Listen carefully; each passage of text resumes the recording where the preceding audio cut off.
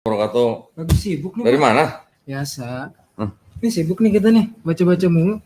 Biasa ini apa namanya? Buku. Oh, wah baru lagi nih. Hah? Boleh nih ntar Enggak, ini kapan-kapan sebenarnya dibahas. buku lama. Ini sebenarnya Oh, buku gitu. lama, cuman saya lagi ya inilah udah saya tanda-tandain ya. Oke.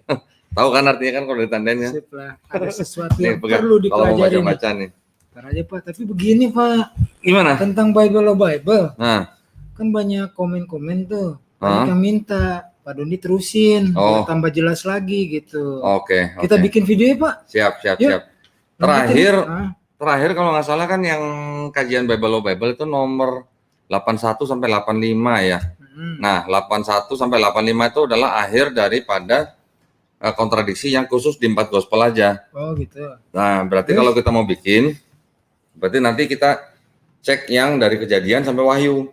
Oke. Semua berarti nih ya? Iya, semua. Nah, satu Bible lah berarti. Iya. Bikin lah. Oh. Ayo, yuk bikin yuk. Oke, ya pemirsa, Ya, yuk. kita lihat ya Bible selanjutnya di 086 sampai 90 ya berarti ya. 8690 nih. Iya, oke, silakan saksikan ya.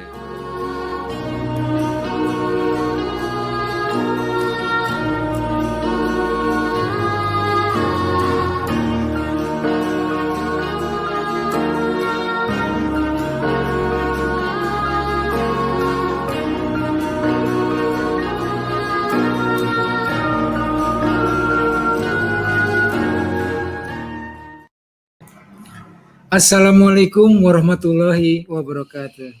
Waalaikumsalam warahmatullahi wabarakatuh. Para pemirsa yang dirahmati Allah, kita lanjutkan lagi nih cerita tentang Bible of Bible. Seperti dijelaskan Pak Dondi tadi tuh, karena banyak permintaan. Kemudian sekarang nih di dalam episode kali ini pembahasannya adalah dari Kitab Kejadian sampai Kitab Wahyu. Tapi boleh saya kasih info dulu nggak Pak? Boleh, pemirsa? Baiklah para pemirsa yang dermawan, kami menginfokan bahwa Yayasan Pembina Mu'alaf at-Tauhid berencana untuk membangun sebuah pondok pesantren, mendidik para santri dan dai, juga mempelajari tentang agama-agama di dunia. Untuk itu, Yayasan Pembina Mu'alaf at-Tauhid ini berencana untuk membebaskan tanah yang akan dibangun pondok pesantren tadi seluas 6 hektar. Wilayahnya di Wonosalam, Jombang, Jawa Timur. Ya. Nah, untuk per meter perseginya ini harganya Rp250.000. Jadi kalau kawan-kawan ada kelebihan rezeki, mau menyumbangkan untuk pembangunan pondok pesantren ini, kami persilahkan. Minimal itu untuk pesantren ya, pembebasan tanahnya harganya per meter perseginya Rp250.000. Lalu dapat dikirimkan transfer kepada Yayasan Pembina Mu'alaf at-Tauhid dengan Bank Mandiri Syariah, nomor kode bank 451, nomor rekening 1188889995 atas nama Yayasan Pembina Mu'alaf at-Tauhid.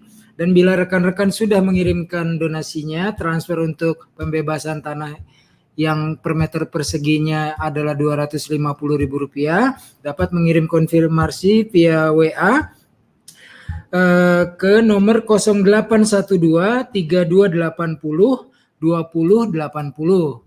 Terima kasih. Tambahan lagi nih Pak. Yang saya dengar ini katanya Yayasan Pembina Mu'alaf at-Tauhid ini ada gerakan untuk membantu para korban bencana ya Pak. Ya. Gimana tuh Pak? Ya, kita tahu ya beberapa waktu yang lalu, dalam waktu dekat ini kan kemarin ada saudara-saudara kita yang tertimpa bencana alam ya, banjir di Kalimantan Selatan, kemudian gempa di Sulawesi Barat ya.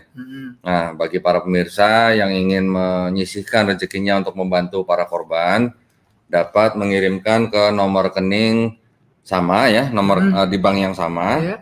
Kode banknya 451, nomor rekeningnya 1188889987 ya. Belakangnya aja yang beda 97 atas nama Yayasan Pembina Mu'alaf at-Tauhid. Ya.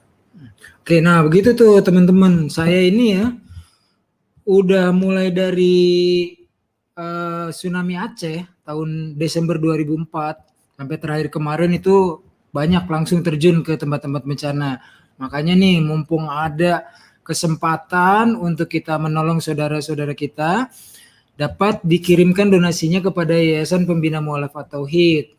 Di dalam membantu ini nanti akan dikirimkan foods, makanan-makanan ataupun non-food items, yaitu barang-barang yang bukan makanan, contohnya selimut, tenda, obat-obatan, pakaian, dan sebagainya.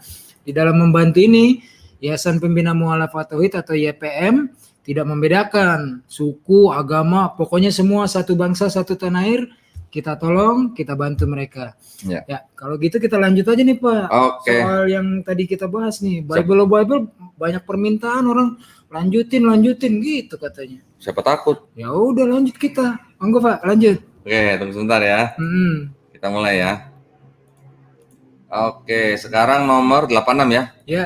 Nah, itu ada pertanyaan gini, dari mana terang kalau belum ada matahari? Nah, kita lihat ya, Kejadian 1 ayat 3 sampai 5. Berfirmanlah Allah, jadilah terang, lalu terang itu jadi. Ya, ayat 4-nya, Allah melihat bahwa terang itu baik, lalu disahkannyalah terang itu dari gelap. Ayat 5-nya, dan Allah menamai terang itu siang dan gelap itu malam. Jadilah petang dan jadilah pagi, itu hari pertama ya. Jadi sudah ada terang ya? Udah Pak. Hari pertama ya? Udah disebut tuh, ada terang ada gelap. Ya. Hari pertama. Sekarang lihat di Kejadian 1 ayat 19 ya. Berfirmanlah Allah, jadilah benda-benda perang pada cakrawala untuk memisahkan siang dari malam, biarlah benda-benda penerang itu jadi tanda yang menunjukkan masa-masa yang tetap dan hari-hari dan tahun-tahun. Dan sebagai penerang pada cakrawala, biarlah benda-benda itu menerangi bumi. Dan jadilah demikian. Di ayat 16-nya, maka menjadikan kedua benda penerang yang besar itu, yakni yang lebih besar untuk menguasai siang ya, dan yang lebih kecil untuk menguasai malam, dan menjadikan juga bintang-bintang. Oke, kita lihat dulu yang selanjutnya di ayat 17-nya. Allah menaruh semuanya itu di cakrawala untuk mengiringi bumi dan untuk mengisi siang dan malam dan untuk memisahkan terang dari gelap. Allah melihat bahwa semuanya itu baik, jadilah petang dan jadilah pagi. Itulah hari keempat itu ya, ayat 19 ya. Nah, sekarang permasalahannya di hari pertama sudah terang. Ya. Matahari dan bulan tadi baru diciptakan di hari ke berapa? Keempat. Nah, terus yang hari pertama tuh terang dari mana? Nah, kan nggak mungkin orang matahari belum ada masa ada terang. Mataharinya kan baru hari keempat. Kok bisa udah ada terang gitu di hari pertamanya? Ke center nggak mungkin Pak, terlalu kecil. Nah, memang ada ya pendapat dari beberapa golongan di Kristen yang mengatakan bahwa Allah sendiri itu ada terang gitu. Nah, ini ayatnya ya, saya bacakan di Wahyu 22 ayat 5 di kolom yang tengah ya. Dan malam tidak akan ada lagi di sana dan mereka tidak memerlukan cahaya lampu dan cahaya matahari, sebab Allah akan menerangi mereka dan akan memerintah sebagai raja sampai selama-lamanya. Di Yesaya 60:19, bagimu matahari tidak lagi menjadi penerang siang hari dan cahaya bulan tidak lagi menerang pada malam hari. Tetapi Tuhan akan menjadi penerang abadi bagimu dan Allahmu akan menjadi keagunganmu. Nah, sekarang kan jadi timbul pertanyaan, kalau memang Allah itu terang, terus ngapain Allah mesti berfirman jadilah terang gitu loh? Iya, itu kan begitu.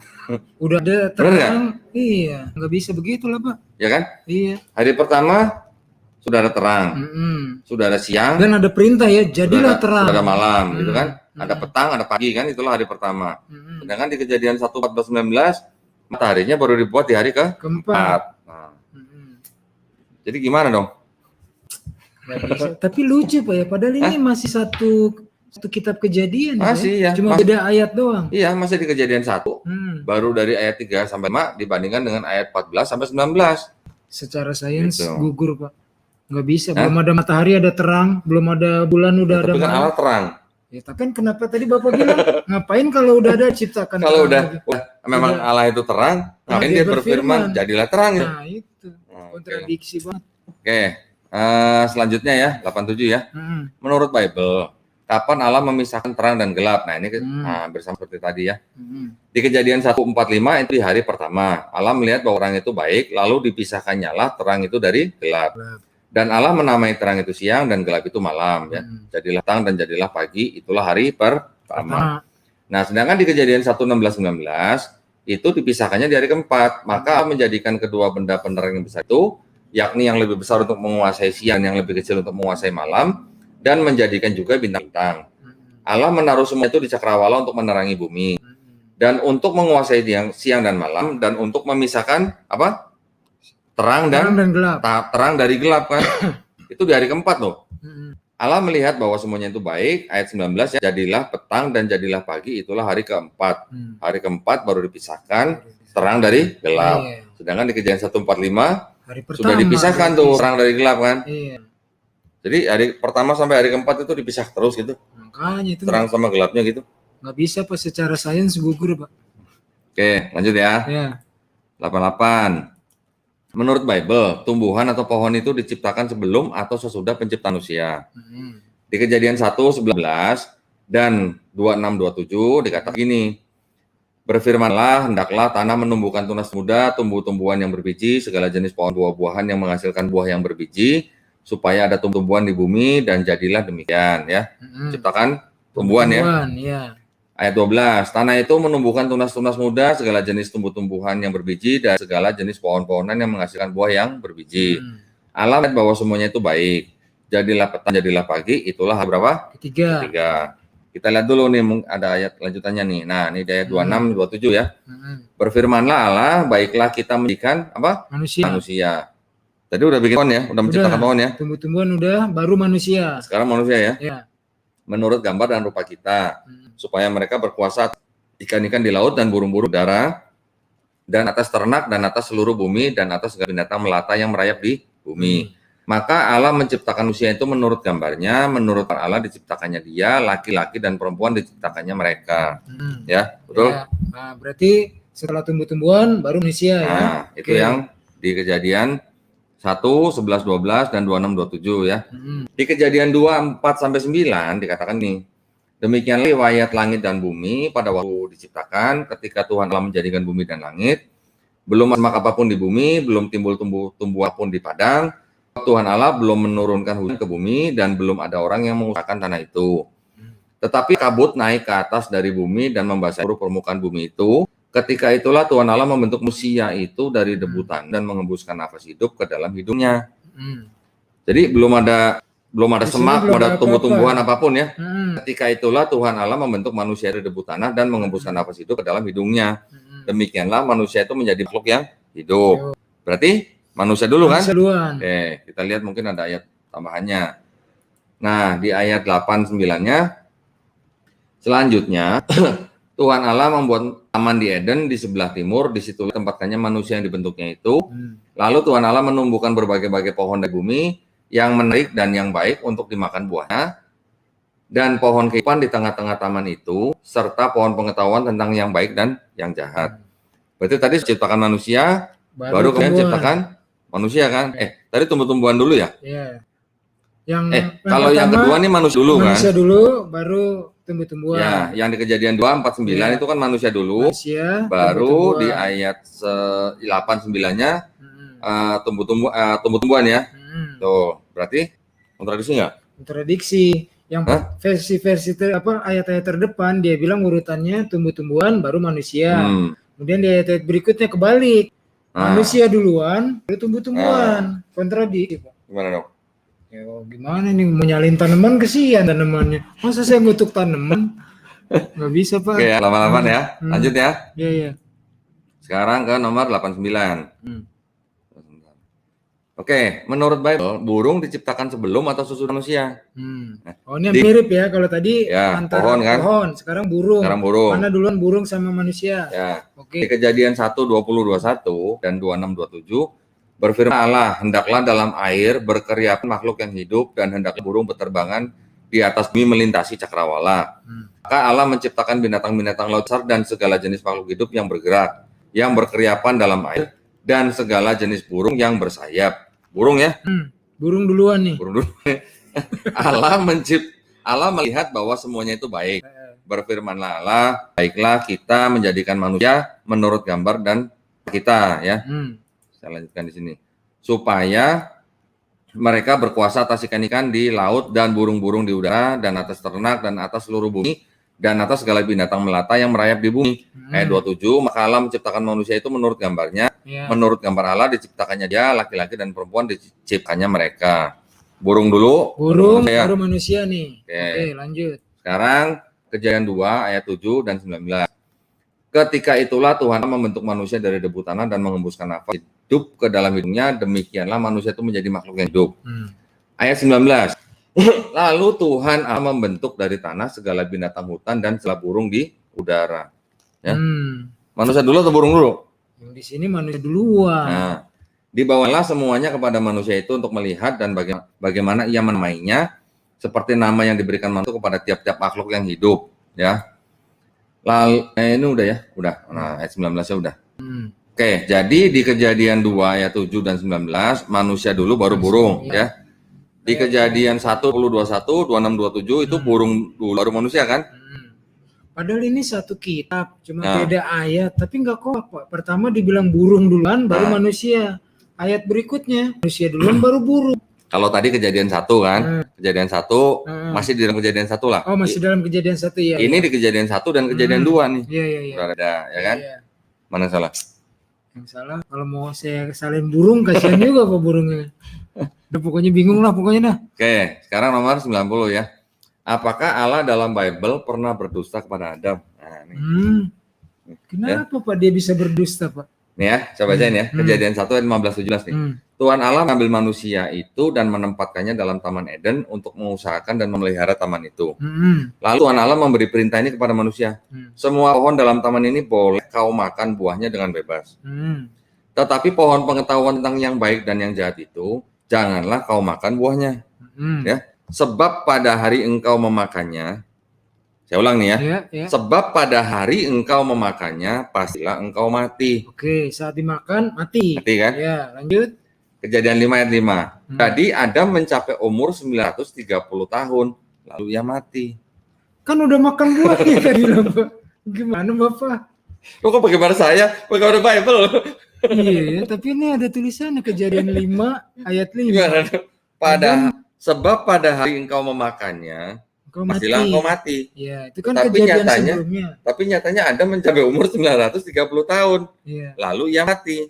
Matinya benar. Tapi kan di sini dibilang sebab pada hari engkau memakannya. Waktu dia makan dia masih hidup berapa tahun? 930 tahun. Nah, gimana dong? Gimana sih? Dusta nggak itu kalau begitu? Berdusta, tapi kan nggak mungkin Allah berdusta Pak. Ini pasti yang berdusta nulis Pak. Aneh nih Allah berdusta nih. Bilang kalau dimakan mati, taunya masih 930 tahun lagi hidupnya. Mungkin ya, ini mungkin ya. Ini mungkin. Ini ada masalah bahasa nih mungkin ya. Tetapi sebenarnya di dalam ayat-ayat ini ada semacam kayak perspektif gitu. Perspektifnya Yahudi pada waktu penulisan kitab Kejadian ini adalah, ingat nggak penciptaan bumi dan langit itu kan dikatakan di Bible kan dalam waktu berapa hari? 7 ya? 7 hari kan? Enggak dong, dalam 6 hari dong. Sorry, 6 hari. Hari ke-7-nya beristirahat. Hari ke-7-nya Allah ngapain? Beristirahat kan. Iya. 6 hari kan? 6. Oke. Di ayat yang di Bible, di ayat yang lain, Mazmur 90 ayat 4, kemudian 1 Petrus 3 ayat 8, itu disebutkan bahwa satu hari Tuhan itu sama dengan 1000 tahun. Nah, ini mungkin ya, ini baru kemungkinan ya. Mungkin pada hari Adam makan itu dianggapnya satu hari itu kan 1000 tahun. Ini 930 tahun kan dekat 1000 tuh. Nah, pada hari kamu makan, satu hari sama dengan 1000 tahun, ada mati mungkin ya. Itu adalah perspektif dari Yahudi ya. Tetapi kalau saya bukan orang Kristen, saya bukan, istilahnya saya di luar kekristenan lah. Saya baca begini, kemudian saya bandingkan, pada hari engkau memakannya, pastilah engkau mati. Terus yang berikutnya, jadi Adam mencapai umur 930 tahun, lalu ia mati. Matinya karena umur. Sementara tadi diancam kalau engkau makan, pada hari memakannya mati. Ternyata enggak mati. Gimana dong? Udah Pak. Oke ya. Pusing deh lewatin aja. Oke, langsung sebelum saya tutup, seperti biasa bonus ya. Oh iya bonus Pak. Bonus. Benar. Oke. Itu juga ditunggu-tunggu sama para pemirsa. Bonus, ya? Bonus ya. Seperti biasa, bonus saya kasih dari permasalahan terjemahan ya. Ini saya ambil dari Para Rasul 7 ayat 45. Yang mana topiknya lah yang benar itu Yesus atau Yosua di dalam Kisah Para Rasul 7 ayat 45. Ya. Seperti kita lihat di kolom yang kedua versi KJV dan di RB, saya baca ini ya. Which also our fathers that came after brought in with Jesus into the possession of the Gentiles, whom God drave out before days of our fathers unto the days of David. Siapa namanya? Yesus ya. Di RB juga sama kan? Yesus kan? Yeah. Ya, saya nggak usah bacain. Nah, kita lompat ke kolom yang keempat nih. Kolom terakhir yang Indonesia nih. Saya bacakan yang terjemahan baru nih. Kemah itu yang diterima nenek moyang kita dan yang dan pimpinan Yosua dibawa masuk ke tanah ini, yaitu waktu tanah ini dari bangsa-bangsa lain dihalau Allah dari depan nenek moyang kita. Demikianlah sampai kepada zaman Daud. Nah, ada Yosua, ada Yesus. Ayatnya sama. KJV dan terjemahan baru. KJV bilang Yesus. Nah, terjemahan baru bilang Yosua. Gimana nih Pak? Kok ada 2 orang? Nah, kita lihat gini. Ini yang di kolom lain-lain ya, bisa diperhatikan. Di versi RV itu revised version ya, itu disebutkan siapa? Yosua ya. Yosua. Oke. Di bawahnya itu ada yang versi Greek ya, Yunani ya.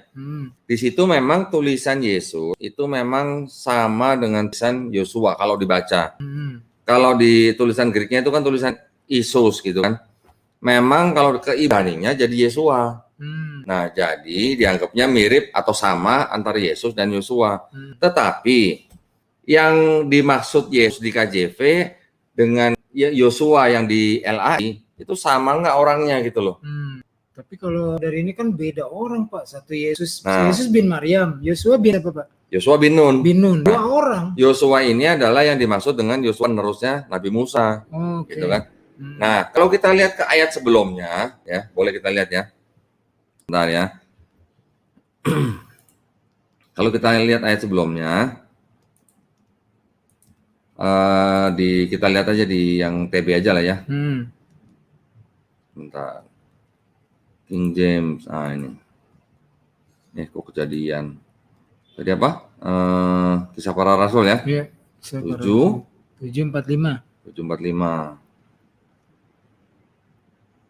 Nah ini kan 45 nih. Kemah bla bla bla bla bla sama Yosua nih kan? Nah, kita lihat 44-nya nih. Bacakan ya. Iya. Kemah Sian ada pada nenek moyang kita dan gurun, seperti yang diperintahkan Allah kepada Musa. Siapa? Musa. Untuk membuatnya contoh yang telah dilihatnya. Kalau 44 bicara Musa, ayat 45 bicara Yosua, nyambung kan? Dekat, Pak, nyambung kan? Nah, sekarang kita lihat KJV ya. Ini biar nggak disangkain hoax nih. Bentar. Kita lihat yang KJV. Nah, X ya, Kisah Para Rasul ya, 7:45. Mana ayatnya nih, 45. Which also our fathers that came after brought in with apa? Yesus sekarang disebutnya. Tadi Yosua kan, sekarang Yesus. Kalau dalam hal ini, yang salah menurut saya, salah adalah KJV. Karena beda punya Pak ya, Musa tadi ya. Lihat ayat 44-nya di KJV. Our fathers had the table of witness in the wilderness, as he had appointed, speaking unto Moses. Musa ke Yesus nggak nyambung. Musa ke Yesus itu 1.500 tahun. Nggak nyambung Pak. Oke, pemirsa, ya. Itu ya kita bisa sampaikan hari ini. Seperti biasa, sebelum kita tutup kajian kita, saya ingin mengingatkan kembali tadi yang mengenai bantuan kemanusiaan kepada para korban bencana alam di Kalimantan Selatan dan di Sulawesi Barat. Para pemirsa yang ingin membantu bisa mentransfer ke nomor rekening Bank Mandiri Syariah, kode banknya 451 11 88 88 99 87 ya, atas nama Yayasan Pembina Mu'alaf at-Tauhid. Semoga Allah Subhanahu wa taala membalas semua kebaikan kita. Amin. Amin ya rabbal alamin. Silakan. Ya begitulah para pemirsa ya. Tadi ada satu hal yang perlu kita catat, yaitu tentang manusia ini diciptakan lalu disuruh untuk menjadi penguasa kepada burung-burung, ikan, tumbuhan dan sebagainya. Artinya manusia mengeksploitasi alam. Sementara di dalam Al-Qur'an itu dilarang merusak. Ada ayat-ayat Al-Quran yang janganlah engkau berjalan di atas permukaan bumi dengan sombong. Janganlah melakukan kerusakan di muka bumi. Jadi walaupun kita ini sebagai khalifah, pemimpin di dunia, tetapi kita nggak boleh ngerusak alam. Itu aja sih yang pengen saya tambahkan ya. Jadi begitulah tadi udah disampaikan. Mari kita bantu saudara-saudara kita yang sedang mengalami duka dalam kebencanaan di Kalimantan dan di Sulawesi. Sampai ketemu nih teman-teman, jangan lupa sambung terus BOB kita tagih nih Pak Dondi, Bible of Bible. Demikian dari Siap. kami Pak Dondi dan saya Unggu Sudrajat. Mohon maaf atas bila ada kesalahan. Wassalamualaikum warahmatullahi wabarakatuh. Waalaikumsalam warahmatullahi wabarakatuh.